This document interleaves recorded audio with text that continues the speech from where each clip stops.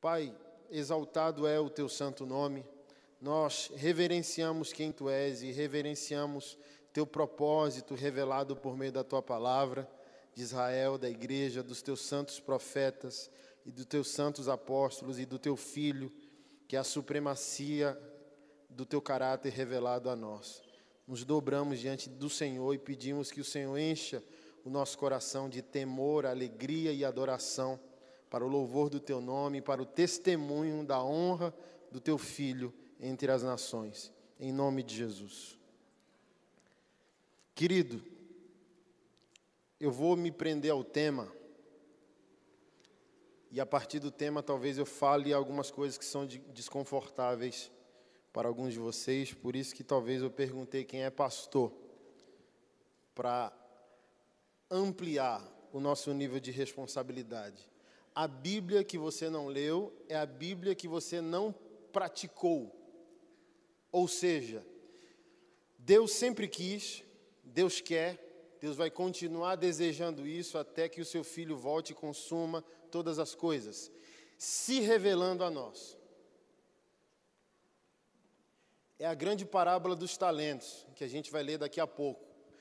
O interesse de Deus é sempre dar a mim e a você todas as ferramentas necessárias para que tenhamos um pleno conhecimento dEle, um pleno conhecimento de nós.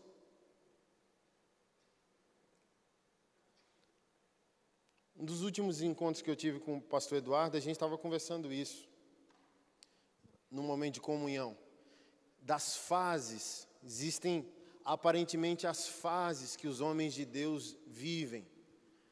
Ministério que do nada surge, fora da curva, faz grandes mobilizações, grandes impactos e por aí vai. E eu guardei aquela palavra e fui para Deus. Nossa, fases, e você vai analisando a história da igreja, realmente é fundamentada por fases, momentos. Mas me veio eu coloco isso, eu denomino isso medo. Eu, Anderson, tenho medo. E não é um medo pejorativo, é um medo adjetivo de quem Deus é. Porque eu considero que a humanidade dele revelada em Cristo é só uma poesia. Medo de Deus. E quanto mais ele se revela, mais medo alguém precisa ter. Quanto mais ferramentas de trabalho a pessoa recebe, mais medo ela precisa ter do Senhor. E o que eu concluo? Eu não concluo que existem fases. Eu concluo que os homens, por não temerem a Deus como deveriam temer, não são fiéis para sempre.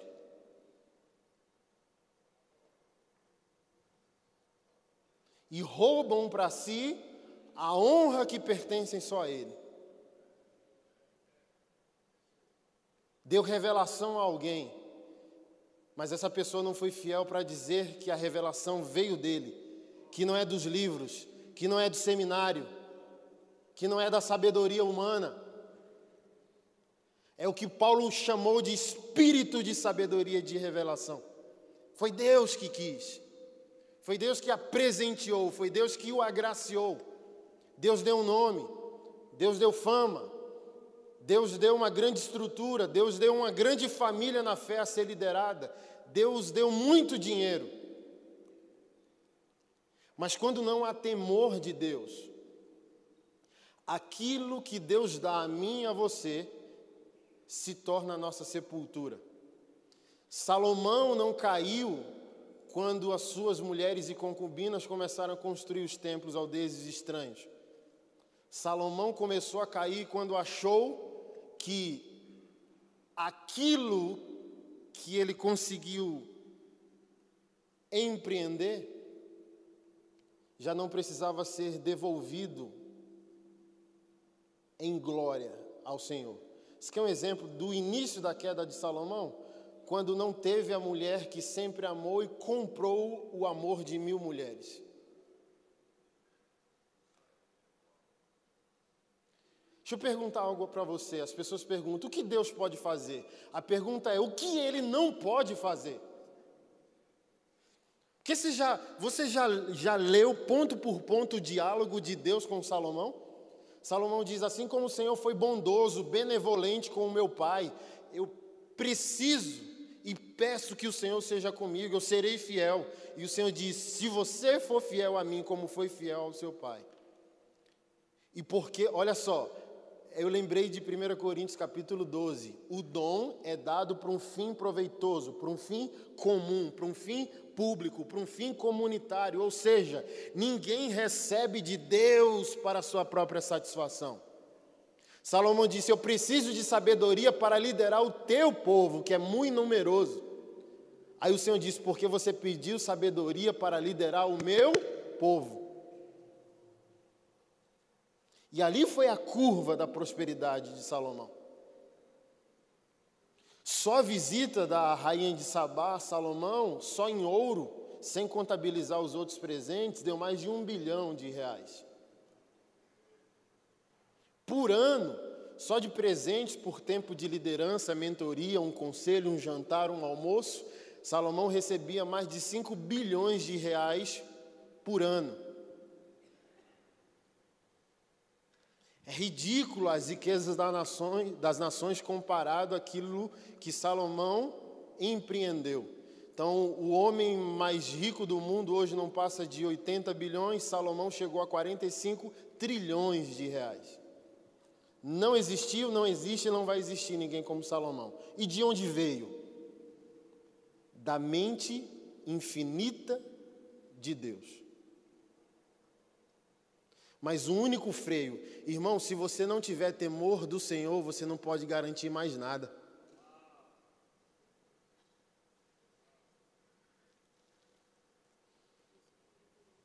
Eu sou um crítico ferrenho da minha geração, que focalizou atributos de Deus e os isolou. Eu concebo a ideia que Deus, como todo objeto, tem um ângulo de 360 graus. Então, cada um de nós, baseado na história de vida, baseado no dom que recebeu, ao olhar para Deus, enxergará um atributo dele. Mas eu não posso isolar aquele atributo que é visto a partir do meu dom e da minha vida. Porque Deus não é um fragmento, Deus é total.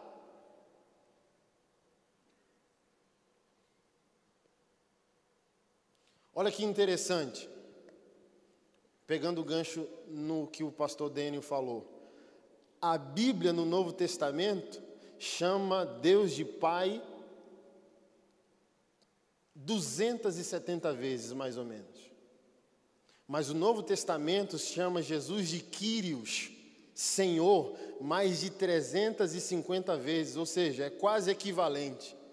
E qual é a tragédia? Pegar um atributo e isolá-lo. No mesmo lugar onde Deus é Pai, Jesus Cristo é Senhor. E no mesmo lugar que Deus diz, eu te amo, Jesus diz, aperta o cinto, negada, porque quando eu voltar o pau vai quebrar. Porque você é pastor, levanta a mão de novo se você é pastor e está aqui. Todo o dinheiro que você levantou dizendo que era para a fama de Jesus, a contabilidade vai ser feita.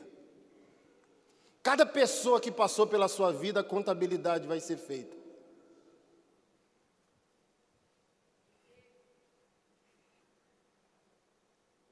Focalizamos a graça de Deus, e onde fica o trono do seu filho? Onde fica o fato que ele é rei, juiz, soberano sobre toda a terra?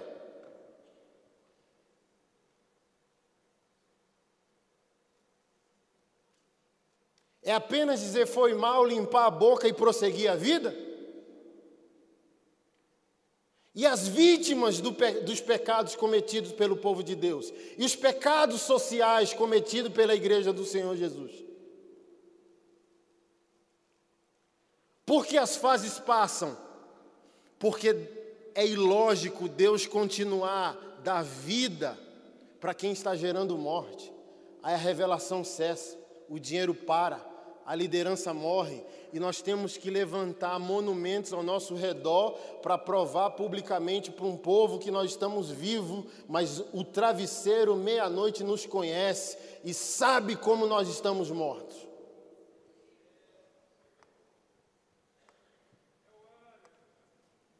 Temor! Nos falta temor! Não podemos esperar muita coisa de uma geração que chama pastores de Senhor e Deus de você. Não que o você seja um problema, mas nós estamos dando aos homens um respeito que é devido a Ele.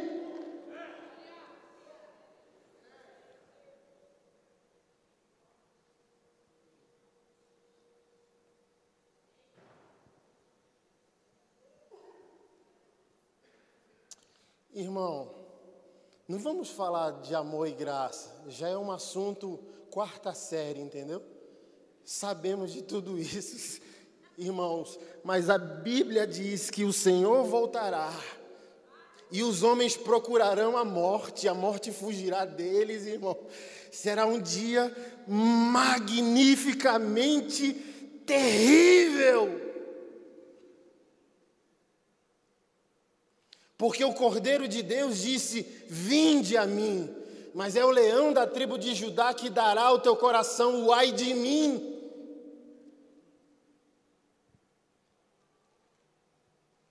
Pastores que estão mais levianos que o Mr. Catra, irmão.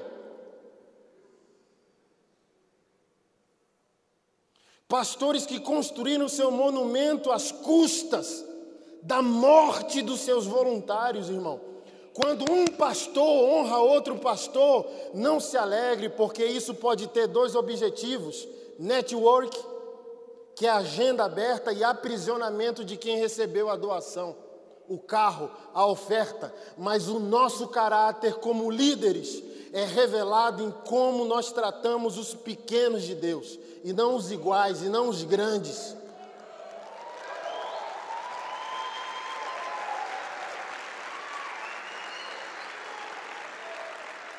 Grandes igrejas, grandes movimentos no Brasil, tratando seus menores como mão de obra escrava. Quanto mais eu ando, irmão, mais em crise eu entro. Porque os pequenos da portaria, tratado de qualquer maneira.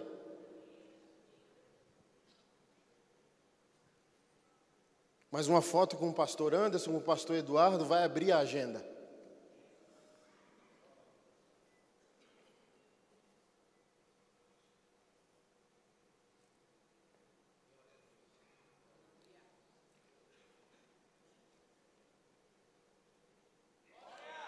Onde houver uma revelação, amado, ou um milagre, Deus amplia a responsabilidade, a conta vai chegar. Sabe por que nós, como pastores, tá só limpando a boca e dizendo foi mal, e quando diz foi mal, porque não começou o juízo.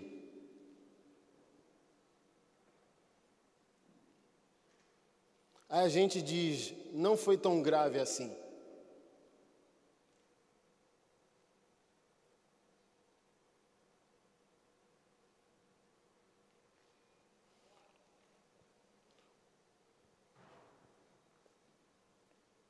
Deus quer continuar revelando. Então, os mistérios revelados a nós, né? A Bíblia que você não leu, acho que é a nossa proposta. Achar os mistérios de Deus. Não para a nossa vaidade, mas para o nosso empoderamento. A Bíblia que eu não li é a Bíblia que eu ainda não pratiquei. Então, tudo que Deus quer revelar para gerar em mim vida. Comportamento, engajamento, movimento.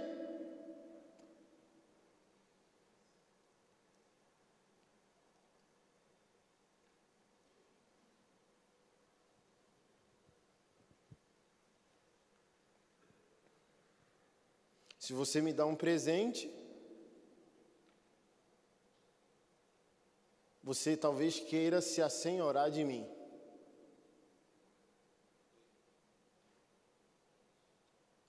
Duas maneiras de revelar a você mesmo, seu caráter como pastor e líder. Como você trata as ovelhas que estão saindo da sua igreja? Se vocês não a tratam com o mesmo respeito que você as recebe, você não é um pastor de verdade.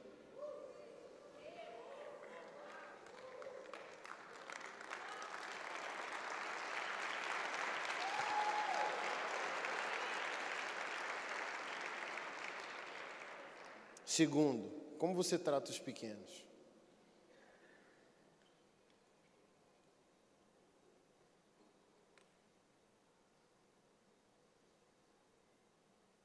Para me dar um carro é fácil. Dê um carro para o voluntário da portaria da sua igreja. Me dar uma oferta é fácil. Dê uma oferta para o cara do estacionamento da sua igreja. Deixa eu falar para você, eu trabalho com pastores em depressão. Quase nenhum sênior fica em depressão, porque a depressão dele é curada num voo para Miami, para Porto de Galinhas. Os que entram em depressão são a mão de obra, é os auxiliares. Cultura de honra, irmão, não é o que você recebe, cultura de honra é o que você dá.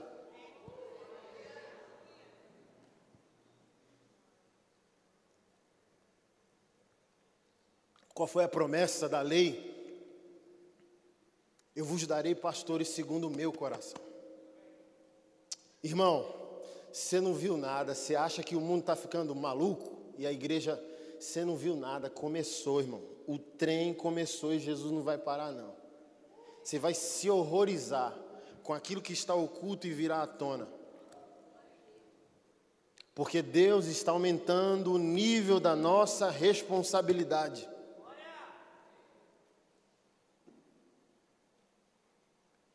Um homem de Deus, uma mulher de Deus não é conduzido por outra coisa a não ser suas lágrimas. Onde estão suas lágrimas, irmão? Porque todo o mistério do reino virá para encontrar o seu temor, repousar no seu temor. Meu Deus, esse povo não é meu, é teu. Meu Deus, esse dinheiro não é meu, é teu. Meu Deus, essa honra, essa fama não é minha, é tua.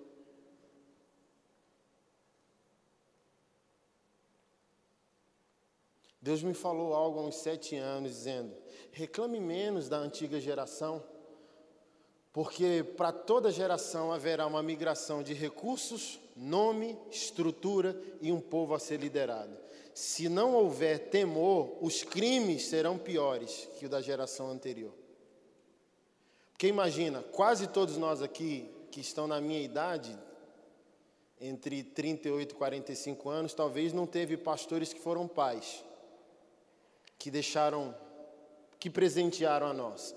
Quando a gente consegue, a gente diz, ninguém me ajudou, agora vão ter que me engolir. Aí você se torna um César.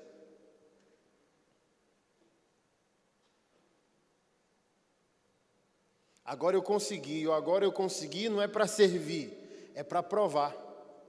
Então tem muita coisa nova em nome do reino, que é o antigo sistema só com o nome de reino. Só com o nome de avivamento, só com o nome de gospel. Mas é a mesma miséria de ontem, aniquilando pessoas, destruindo sonhos, centralizando numa figura. E não num povo.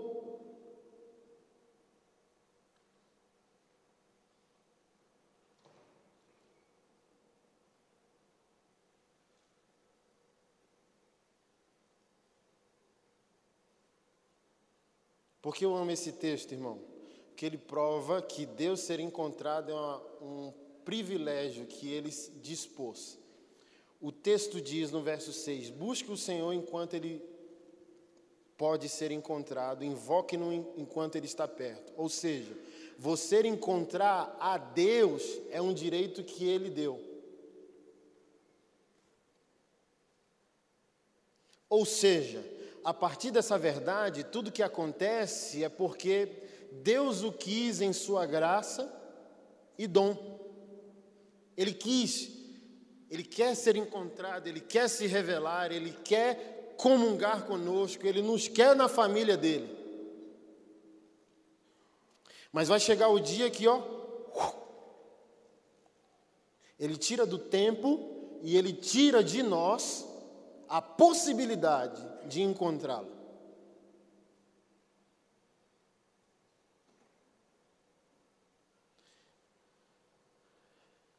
E eu vejo tanto, as pessoas perguntam, pastor Anderson, por que você não abre igrejas? Irmão, porque ela já existe, e porque Jesus não mandou. Irmão, a maioria de nós não tem medo de Deus. Porque olha só, estou em Brasília, estamos em crescente expansão. Segunda, nós temos uma reunião para uma mega expansão da nossa igreja. Se eu fosse para qualquer estado do Brasil, eu tenho plena consciência hoje que nós seríamos uma mega igreja. Mas olha só, o que eu mais faço é pregar nesse mundo velho, Brasil e mundo afora, beleza? Quanto mais eu prego, mais eu chateio líderes que não se converteram e mais eu cativo o coração do povo, que clama por uma esperança. Aí de uma hora para outra chega a notícia que esse que vos fala está abrindo uma igreja ali na esquina. Ou seja, tem muito pastor moderno que vai chegar nas cidades com a igreja descolada, a igreja preta, uma proposta mais inclusiva e arrebentar o trabalho de muito homem sério de Deus. Ou seja, é tanta falta de temor que o desgramado nem consegue perceber que não é crescimento, é migração. Crescimento é conversão e batismo. Crescimento é evangelismo.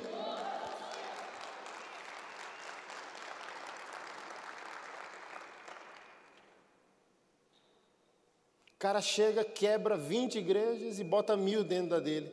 Diz, ó, minha igreja, e tira foto para o Instagram.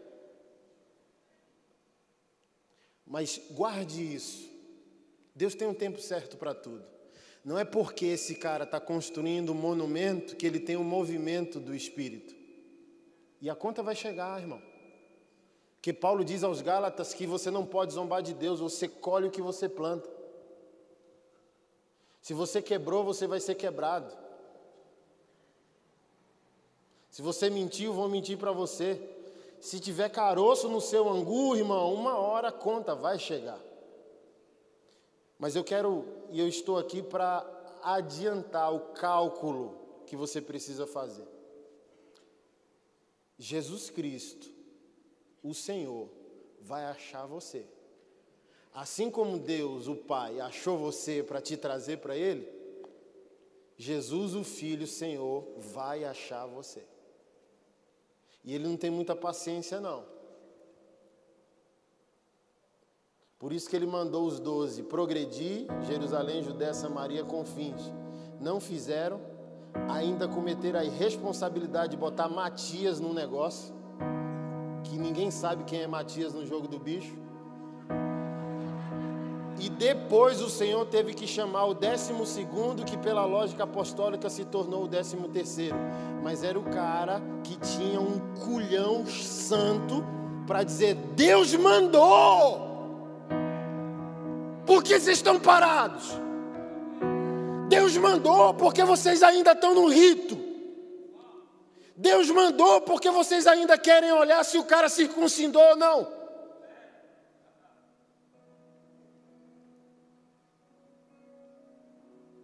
Se Matias é o 12º, porque o 13º sozinho evangeliza um continente inteiro, escreve 70% do Novo Testamento e a gente não viu uma oração que Matias fez.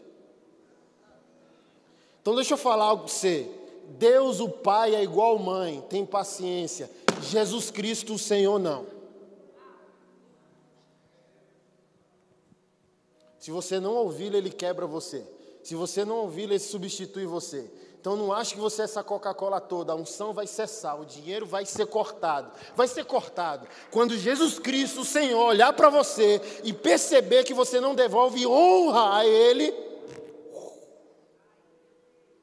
Mas eu era tão famoso há 10 anos? Foi. Mas meu ministério foi. Próximo.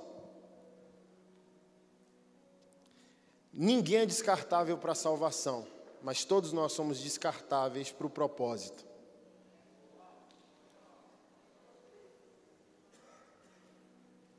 Você está aqui? Pastor, me prove. Provo e encerro. Não vou pedir para você ler, mas eu vou ler para você e depois você lê com mais calma e temor. Quem é, pois, o servo fiel e prudente, a quem o Senhor deixou encarregado dos seus demais servos? Primeiro ponto, nada é seu. o texto diz que aquele que é servo, fiel e prudente, recebeu do Senhor a obrigação sobre os seus irmãos. É um tipo de irmão mais velho. Tudo aquilo que o pai vai dar é porque eu tenho que assumir responsabilidade com alguém. Para dar a esses irmãos o sustento no tempo certo. Então, nada do que você recebeu é seu. Muitas pessoas duvidam dos movimentos de cura. Como homens que foram usados em curas morreram ou parentes morreram de enfermidade? É simples, porque nós, quando não tememos a Deus, sofremos muito rápido de arrogância. Quem aqui pode profetizar para si mesmo? Pastorear a si mesmo ou curar a si mesmo? Ninguém, sendo que o texto diz que o dom recebido é para o fim da comunidade. Então o cara é tão arrogante quando tem a unção, que ele acha que não precisa de ninguém. Ele não vai ser curado por ele vai ser curado por alguém, ele tem que receber a oração de alguém.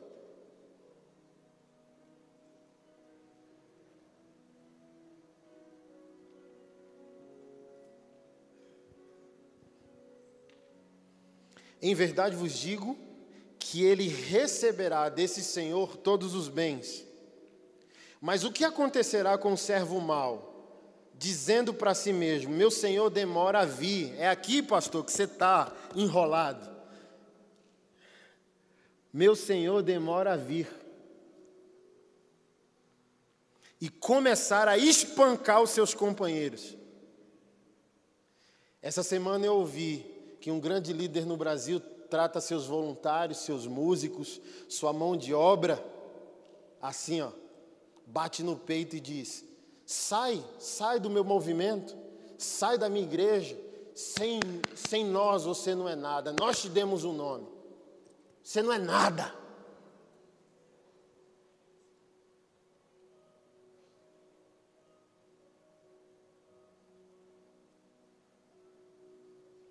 Mas eu não sou garoto, irmão. Eu sei que o Espírito Santo já se retirou da vida de muitos de nós.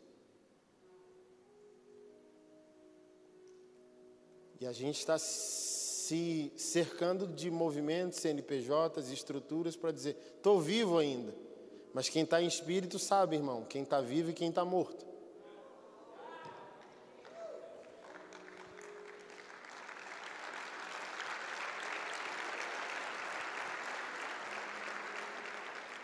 Começou a espancar os seus companheiros e comer e a beber com os bêbados.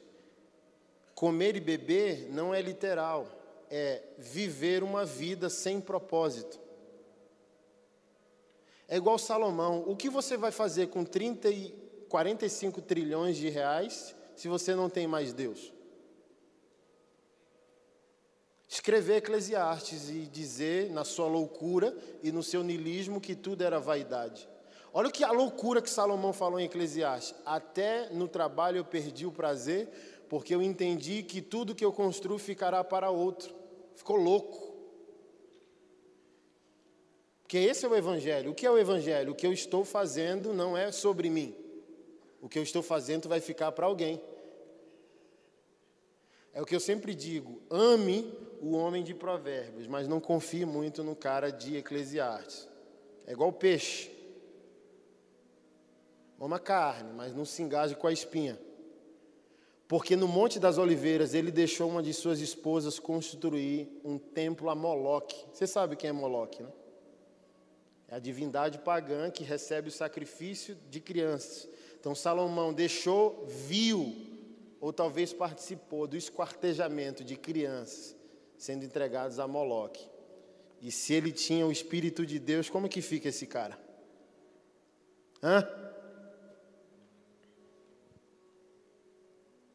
Virá o Senhor daquele servo em dia que não espera e hora que não sabe, e irá aplicar-lhe um castigo severo, condenando-o com os hipócritas.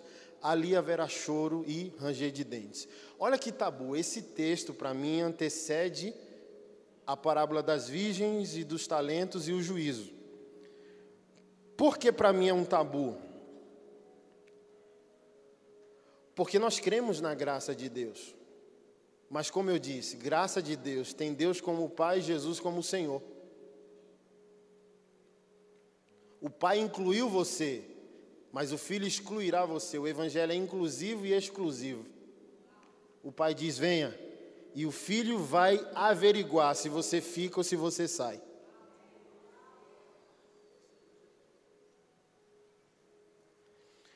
Olha só, o texto diz que a administração da nossa vida e dos bens recebidos por graça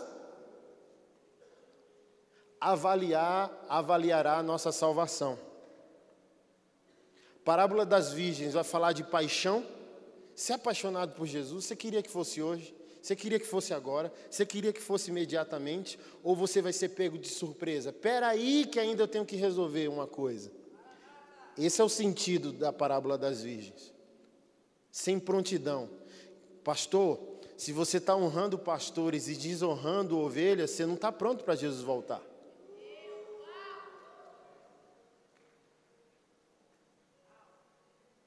Porque se Jesus volta, não tem que passar limpo nada. A gente está aleluiado, está maranata. A gente não está devendo nada a ninguém, como diz Paulo. Não deva nada a ninguém a não ser o amor. As contas estão pagas. A vida está sendo pautada na glória de Jesus Cristo. A parábola dos talentos e o juízo.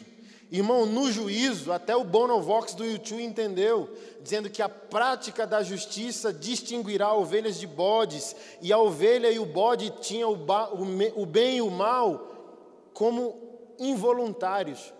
Senhor, quando foi que te fizemos o mal? Senhor, quando foi que te fizemos o bem? A ovelha não soube quando praticou o bem para Jesus, e o bode não sabia quando praticou o mal.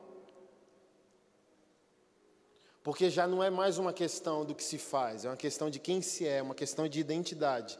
Você pode praticar o bem de tal maneira que você nem vai se perceber mais fazendo o bem. E você pode praticar o mal de tal maneira que você nem percebe mais praticando o mal. A maioria de nós, como pastores, não tem ministério nem agenda não, irmão, tem lobby.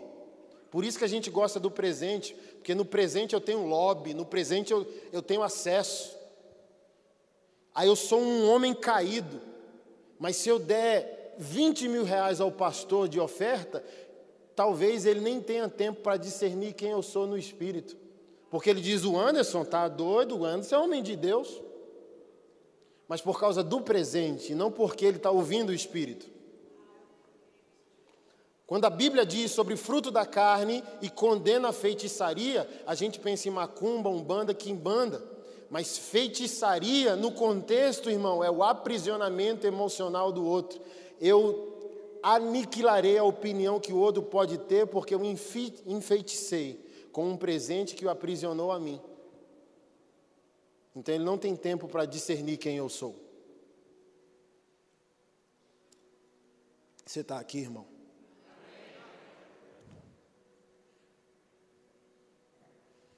E a parábola dos talentos, irmão, me enche de medo. Porque ela também no final diz, olha, todo o que tem. Por isso que eu não creio que há fases. Eu creio que há temor e por causa do temor, fidelidade. Aí, ó, Billy Graham, não teve fase, foi isso aqui, ó.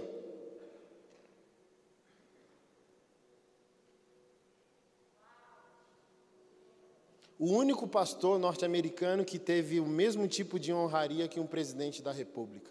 O funeral dele foi no lugar onde todos os presidentes da república fizeram seu funeral. Seu velório, desculpa. Quando a Time foi fazer a matéria de capa com ele, diz as más línguas que a CIA e o FBI investigou ele por cerca de 3, 4 meses. E quando chegou no dia, disse, Billy Graham, o homem sem nenhum defeito. Aí ele disse, não, um homem com muitas falhas. Deu um exemplo, ele diz, mulheres. Você vive em pecado? Ele diz, não. Mas eu me antecedo a eles, por isso que eu passo a 100 metros de distância de cada mulher. Então não tem fase. Tem fidelidade radical por causa do temor. Se eu tenho meu calcanhar de Aquiles, eu tenho um código de comportamento para me anteceder ao pecado. Se eu sou fraco para a mulher, eu já tenho um código. Se eu sou fraco para dinheiro, eu já tenho um código. Na minha fraqueza, eu tenho um código. Ser questionado, prestar contas, ser transparente, ser vigiado, responder o que me pergunta, viver em colegiado, viver em presbitério, viver no conselho dos irmãos.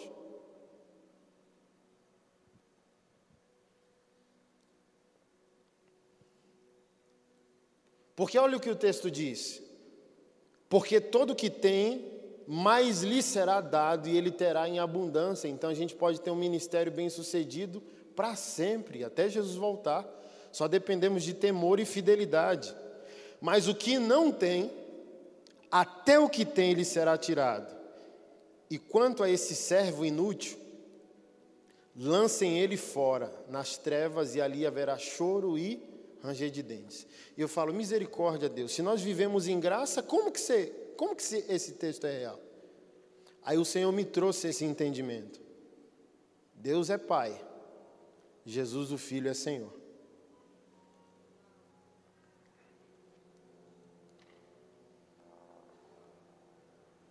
Peguei um pastor um dia desse na reta, que estava vivendo em pecado, e na agenda, bonitão, gostosão, Brasilzão, fotão, aleluia, mais de 100 mil seguidores no Instagram. E eu sempre choro diante de Deus, dizendo, por que a bola só vem para mim?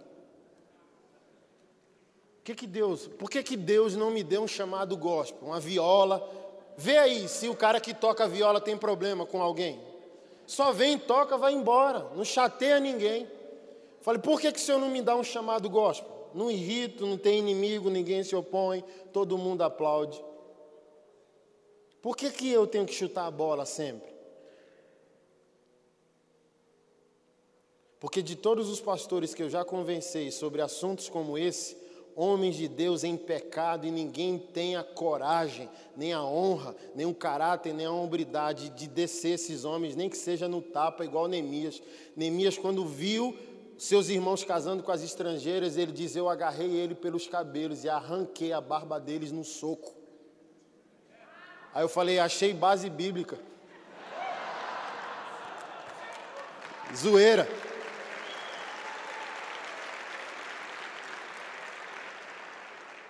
Eu só achei um, que foi o pastor Carlito, que agiu na hora. Porque, irmão, quer pecar? Peque como gente grande, peque embaixo. Peque em cima não, irmão. Aí esse pastor perguntou, e a sua compaixão? Ele diz, eu tenho pelas vítimas do seu pecado. De você eu não tenho nenhuma. Uma coisa eu aprendi com Edir Macedo, irmão. Posso não aprender 99, mas um eu aprendi. Não tenho misericórdia dos crimes dos pastores. Porque Davi, fazendo o que fez, não chamou seu pecado de erro. Em Salmo 51, ele chamou seu pecado de crime. Me livra dos crimes de sangue.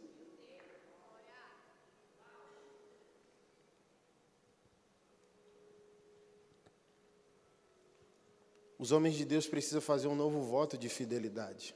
Você quer um exemplo do poder da nossa transformação? Nossas bases para afirmar o nosso pecado está no Antigo Testamento. A gente vê menos ou quase nenhum pecado no Novo. Não que não tenha compaixão para nós, mas tem que ter seriedade com as coisas de Deus. Tem um povo sofrendo, irmão. Tem um povo sofrendo. Tem um povo com o coração cheio de esperança, querendo crer em nós, querendo viver a obra de Deus, querendo levar a igreja de Jesus a sério. Eu falo isso, irmão, com lágrimas no meu coração. Me perdoa pela dureza das palavras. Mas ô geração que está brincando, irmão, com as coisas de Deus é a nossa. A gente não consegue mais chorar em respeito a Jesus, irmão. A gente não consegue nem ter convicção que Ele está voltando agora. Se Ele estava voltando há 2000 anos atrás, Ele está voltando agora. E às vezes a gente não está nem pronto. Nós, líderes e pastores, como é que está a tua casa, irmão? Tu está aqui ouvindo esse dia todo. Tem uma esposa com saudade de você em casa? Como é que estão seus filhos? Qual a última vez que você disse eu te amo para eles, irmão? Antes de ontem eu quase perco meu filho, irmão, autista, por 1 minuto. Coração incendiado desde cedo. Cheguei em casa, ele estava em cima da casa, irmão, para pular, porque não tem noção de espaço. Como está a sua vida, irmão? Qual o nível de seriedade que você está encarando, irmão? O evangelho não é um negócio, irmão. Não é pintar a igreja de preto, assumir um novo método, irmão. É Jesus Cristo, o Senhor, crucificado pelos nossos pecados, irmão.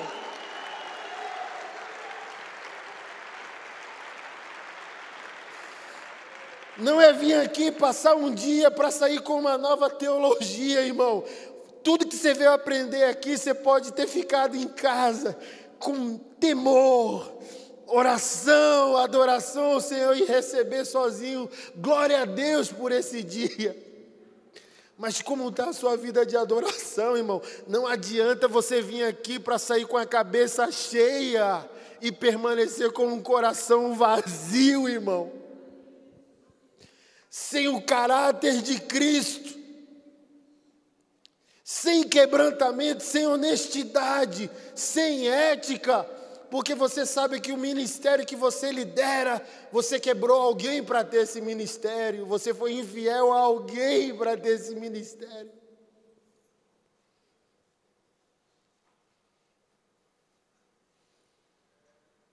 Busque o Senhor, irmão, enquanto você pode achá-lo.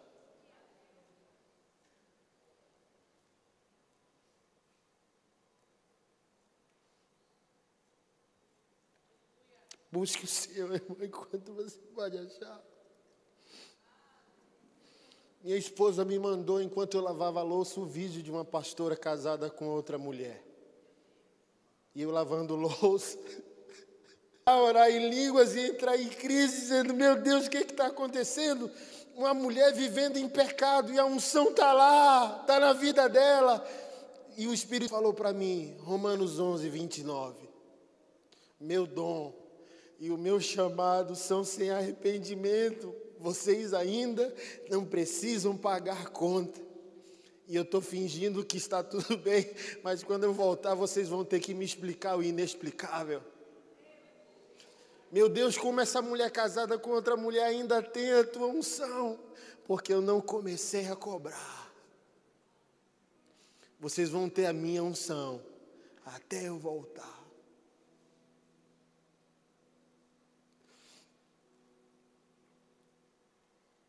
Fique chateado comigo, irmão, mas não saia daqui da mesma maneira. Quando esse dia aqui terminar, volta desesperado para casa, para o secreto, para gemer, para chorar, para clamar, para dizer, Deus, eu me arrependo, minha família está uma lástima, eu tenho um ministério, eu tenho uma fama, eu tenho um nome, mas olha o meu filho. E para alcançar o teu filho, às vezes você tem que ser menos homem de Deus e mais gente. Fazer uma lista de quem você tem que pedir perdão. Igrejas que não se falam, conferências que concorrem uma com as outras. Homens de Deus que não falam com homens de Deus. Se você é meu amigo, compre os meus inimigos. É isso, irmão, que a gente está vivendo. E dizendo que a gente está diante de um avivamento. Os próprios líderes que aparentemente, esteticamente, estão prometendo um avivamento com um cemitério embaixo deles, irmão. Não há avivamento com iniquidade.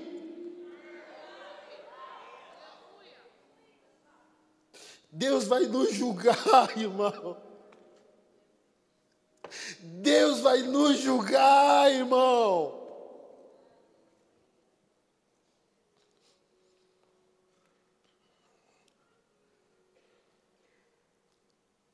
Ah, perdão, pastor. É Zaqueu, a lógica é aquela. Onde há graça, há arrependimento, e onde há arrependimento, há pagamento do débito causado. Aí o Senhor diz, verdadeiramente entrou salvação nessa casa, porque Ele disse, o que eu fiz de errado, eu pagarei 3, 4 vezes mais.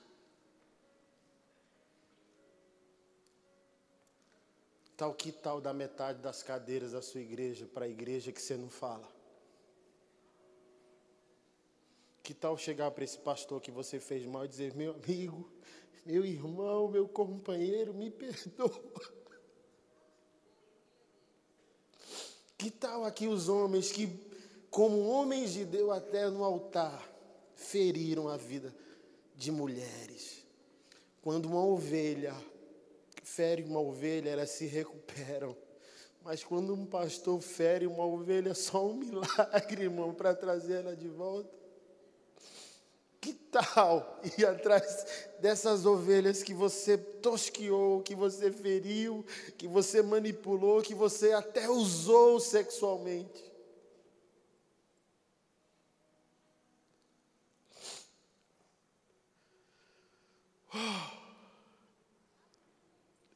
Esse povo foi comprado com o sangue de Deus.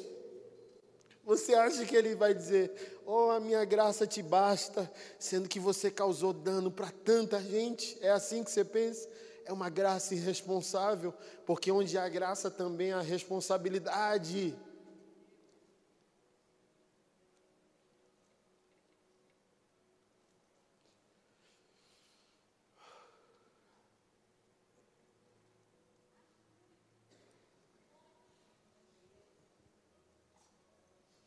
Vai ser um dia fantástico.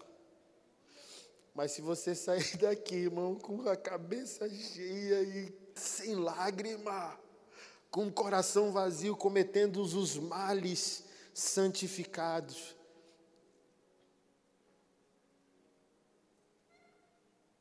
que é a nossa vida ministerial sem ética, é os males santificados. Eu me escandalizo com a inimizade que existe entre nós, como o povo de Deus, o rebanho que é proibido ir no outro evento, na outra igreja, o pastor que não se fala, a igreja que não se fala. Aí Jesus volta e como é que a gente explica o inexplicável?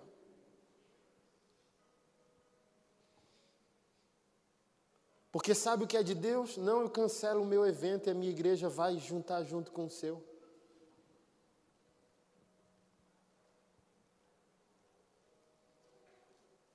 É servir, não ser servido, é que revela o caráter cristão. Não é o que eu ganho. Há perdão para todos nós, Davi é a prova disso, mas lê Salmo 51, como não perdoar aquele homem, irmão? Dizendo, Senhor, eu fiz de tudo para apaziguar o meu coração e não consegui encontrar descanso.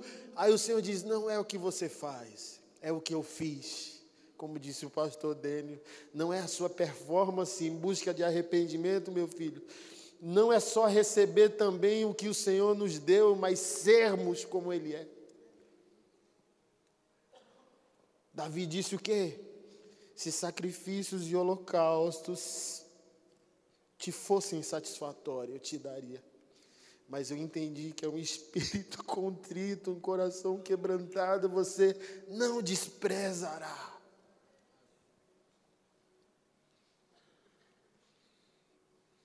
O pior estágio da igreja são líderes maus.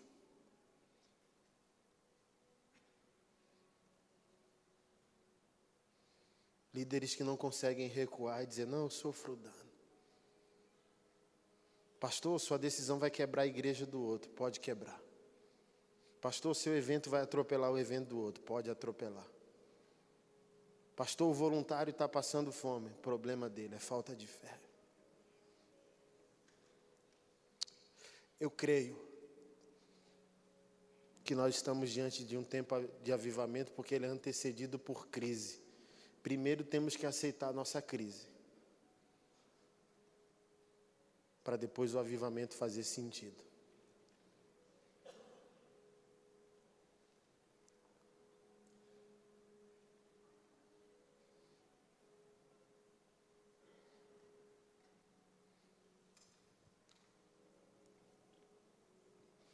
Vamos dar esse presente a Ele, irmão. Ele não merece só os nossos problemas. Ele merece soluções. Ele merece soluções.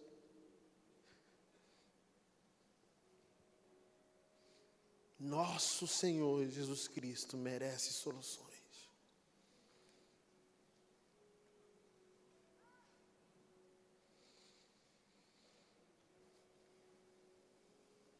Deus abençoe você.